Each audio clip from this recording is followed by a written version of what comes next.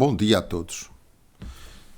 Vamos hoje fazer o 5º episódio do nosso podcast.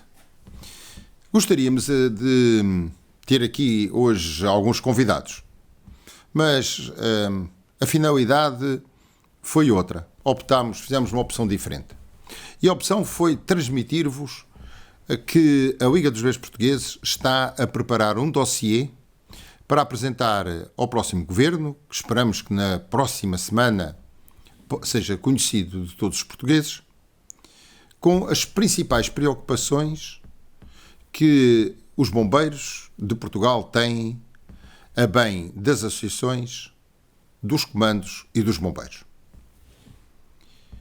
Naturalmente que todos os partidos que participaram na campanha eleitoral tiveram, com maior ou menor intensidade, uma preocupação nos seus programas de olhar para os principais problemas que os bombeiros enfrentam neste desafio de 24 ou para o próximo ano 25. A Liga dos Reis Portugueses dialogou com todos os partidos com assento parlamentar mais do que uma vez e, em particular, durante a preparação para a campanha eleitoral. Tivemos até a oportunidade de juntar aqui os partidos com assento parlamentar para uma discussão connosco e que levou a alguns compromissos bastante interessantes. E o partido vencedor, ou os partidos vencedores numa coligação, representados por um nosso estimado companheiro que é presidente de uma associação humanitária, esteve presente e fez afirmações que são muito importantes para todos nós. Nesse sentido, eu hoje gostaria de compartilhar convosco a constituição desse dossiê que estamos a construir. Ele tem vários pontos e esses pontos têm a ver com 2 ou 3 grandes temas. O primeiro, o financiamento. Financiamento que é transversal a todas as entidades detentoras dos corpos bombeiros. O segundo tem a ver com o voluntariado. E o terceiro, com todas as questões operacionais que envolvem os bombeiros. O nosso documento terá um capítulo dedicado ao financiamento das associações humanitárias de bombeiros voluntários, que naturalmente passará por propor a revisão da forma como hoje existe esse financiamento, que desde 2015 não tem sido satisfatório para todos nós, e, acima de tudo, focar-nos num desidrato fundamental, a existência de contratos-programa. E também, das discussões internas que tivemos, podemos quase que chegar à seguinte conclusão.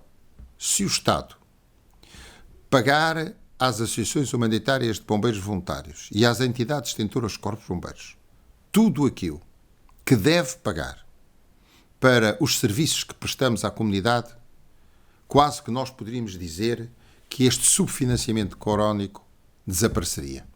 Recordando também que há uma parte substantiva de financiamento que fica na ANPC, a parte dos seguros, que foram criados, essas taxas foram criadas para financiamento das associações humanitárias e dos bombeiros e, infelizmente, perde-se uma complexa teia de pagamentos que nunca sabemos muito bem quando ocorrem. Aliás, ao dia de hoje, parte das despesas extraordinárias e ainda também algumas despesas de 2 meses atrás não tiveram a coparticipação que deviam ter tido das suas transferências para as associações humanitárias e, portanto, precisamos de dizer ao Governo que as entidades públicas têm que pagar a tempo e horas e o justo valor pelo trabalho que todos nós desenvolvemos em prol das nossas comunidades. O apoio ao voluntariado e ao associativismo também é o próprio fundamental.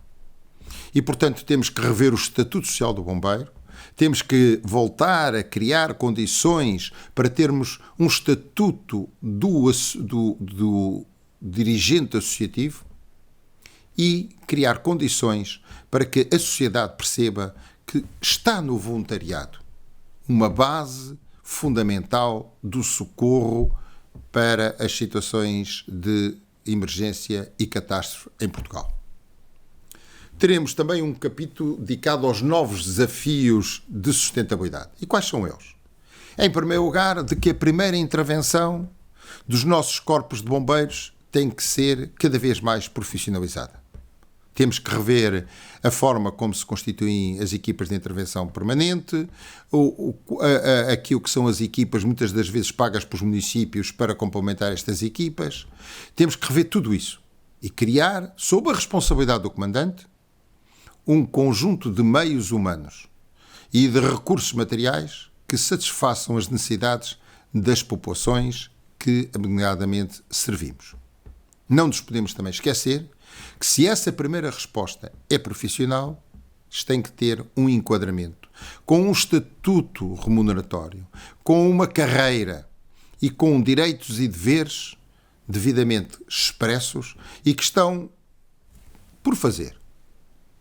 E vamos reafirmar isso desde 2007. Os bombeiros da Madeira e dos Açores estão mais avançados. Já têm portarias regulamentadoras. Nós estamos mais atrasados. Mas como a maioria dos partidos com assento parlamentar no novo ciclo da Assembleia da República estão todos de acordo connosco, nós acreditamos que rapidamente vamos conseguir para os nossos bombeiros aquilo que é justo. Ou seja, que quem está com um contrato de trabalho tenha o enquadramento devido nas suas estruturas patronais. Queremos também olhar para o modelo que tutela os bombeiros. A forma como nós hoje estamos a ser tutelados não nos parece que seja aquilo que nos garanta a nossa identidade enquanto bombeiros, que respeite a história dos bombeiros e que nos dê a liberdade para podermos atuar nos acidentes, nas catástrofes ou nas calamidades, de forma autónoma, integrada num sistema mais amplo. Temos que voltar a cumprir com a Lei de Bases da Proteção Civil, integralmente. E nesse momento, certamente que num princípio da equidade, nós vamos ser tratados como qualquer outro agente de proteção civil. Também queremos falar sobre os bombeiros e a sociedade. É fundamental que a sociedade entenda os seus bombeiros, da necessidade absoluta de termos um espírito cooperativo para que os nossos bombeiros consigam aquilo que são os recursos materiais, os recursos financeiros e os recursos humanos necessários ao desenvolvimento da sua atividade e ao cumprimento da Lei de Bases da Proteção Civil. Estamos muito preocupados pela forma como a emergência está a funcionar.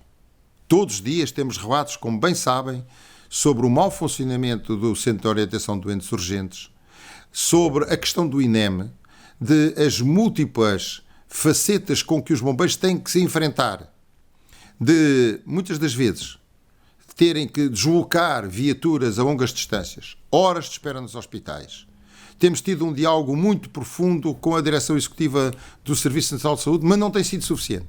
E o INEM, à data de hoje, não quer atualizar as suas tabelas de ressarcimento das despesas que os bombeiros fazem, não pelo pagamento integral das despesas que fazem, nem sequer pelo seu pagamento parcial. Nós não vamos permitir que isso aconteça. E contamos com a unidade de todos nós para que, de uma forma ou de outra, isto é, ou à mesa do diálogo, ou com ações que possam parecer, pelo menos, mais afirmativas, que nós vamos conseguir melhorar aquilo que é o funcionamento da emergência. E também, naturalmente, temos muito para discutir sobre a forma organizativa daquilo que são a pseudo-tutela dos bombeiros, porque os bombeiros não são do Estado. Os bombeiros são das associações humanitárias ou são das câmaras municipais. O Estado não tem bombeiros. E, portanto, esse modo de mobilização, de gestão dos meios, tem que ser discutido connosco, tem que ser revisto e, naturalmente, que nós temos sempre uma palavra a dizer e não vamos abdicar dela. E é também interessante que muitos dos partidos políticos que vão fazer parte da nova composição da Assembleia da República estão de acordo com uma revisão profunda da forma como se vai proceder à gestão da emergência em Portugal. E, por fim, um capítulo sobre os bombeiros e os incêndios florestais. Nós não poderemos continuar a ser a mão de obra barata para o combate aos incêndios florestais. Não podemos continuar a ter bombeiros a serem remunerados a 2,70€ ou 2,75€ à hora. Isso não existe em lado nenhum. Nós exigimos que, de uma forma progressiva, o mínimo que se pague a quem despende parte do seu tempo no empenhamento de um dispositivo de combate a incêndios florestais que seja correspondente ao preço hora do ordenado mínimo nacional. E essa é uma batalha que a Liga vai ter. A diretiva financeira que está em uso para 2024 tem que ser urgentemente revista.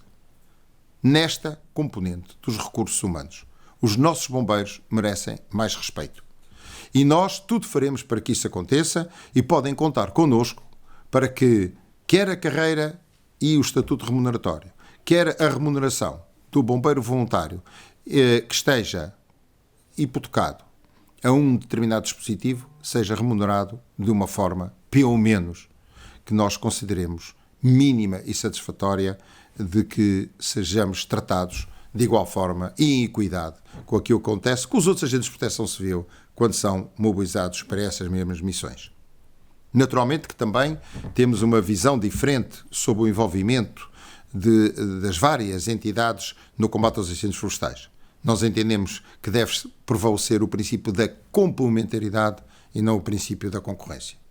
Tudo isto que vos disse é para tentar ir ao encontro daquilo que são os grandes movimentos que nós ouvimos no dia-a-dia, no contacto permanente que temos todos os dias com bombeiros, com comandantes, com dirigentes associativos, com presidentes das federações, sobre aquilo que preocupa os nossos bombeiros.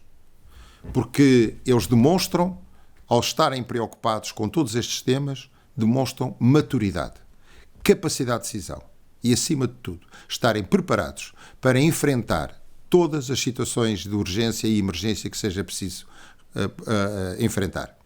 Os nossos bombeiros estão capacitados para responder às emergências. Nós não precisamos de tutelas de outros para desenvolver o nosso trabalho. Nós sabemos fazer o socorro. Antes de haver proteção civil, antes de haver emergência médica, já os bombeiros socorriam as suas populações, já os bombeiros estavam organizados para responder às emergências e assim será. Se qualquer destes sistemas, porventura, puderem falhar, os bombeiros nunca falharão. Estarão sempre na primeira linha, seja no combate aos incêndios urbanos e industriais, aos acidentes rodoviários, aos incêndios florestais, ao socorro de todos aqueles que necessitam de nós. E até, mais recentemente, inclusivamente, com a tarefa que também nos deram do transporte de cadáveres ou salvamento de animais. Os bombeiros estão sempre ao serviço do cidadão, integrados nas suas comunidades. E por isso, a população sabe que pode contar com os seus bombeiros. E essa é a nossa força. A força da população que quer os seus bombeiros devidamente equipados, com material adequado, não com viaturas com 35 anos, com equipamentos de proteção individual adequados e, acima de tudo, motivados. E essa motivação vem do reconhecimento que a sociedade lhe faz, mas também do ressarcimento das despesas que eles próprios individualmente têm para poder exercer essa, eu diria, essa dedicação nobre que é o bombeiro voluntário.